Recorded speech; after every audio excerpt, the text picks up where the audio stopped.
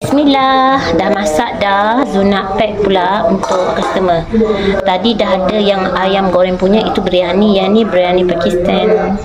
Okey, yang ni tak ada dalca.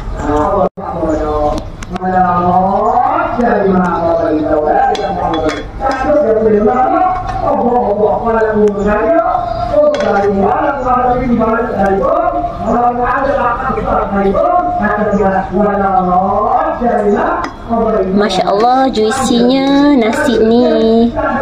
Sedapnya.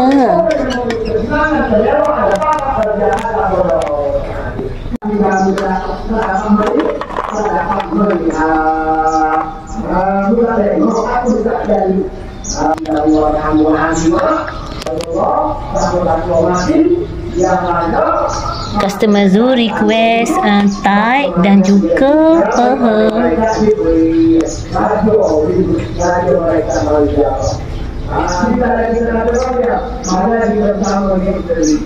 sedapnya, ya Allah.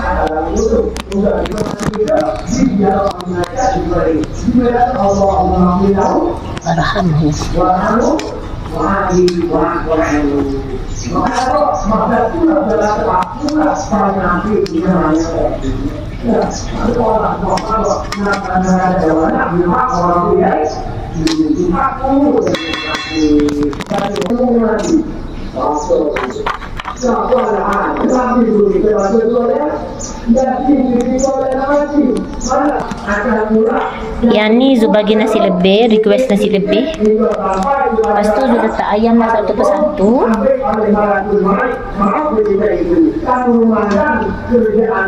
Masa potong ayam tadi ni besar sangat tau. Pas dia masak dalam nasi tu dia jadi kecil.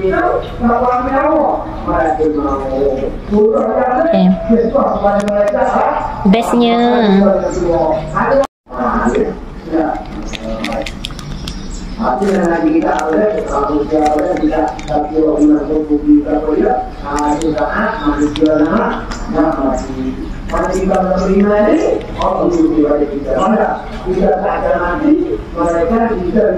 Alhamdulillah dah siap dah Zupack. Ini nasi Pakistan. Nasi biryani Pakistan, dia ada resipi lain, dia ada rempah lain, tak sama dengan biryani yang setiap hari tu, cara masak pun lain. Okey, jomlah Zu nak tutup dulu. Okey, satu pack yang banyak ayam ni, ini request customer Zu, dia nak satu pack nasi ada 4 ayam. Biasanya satu pack nasi tu ada 1. Okey, ada 4. Alhamdulillah.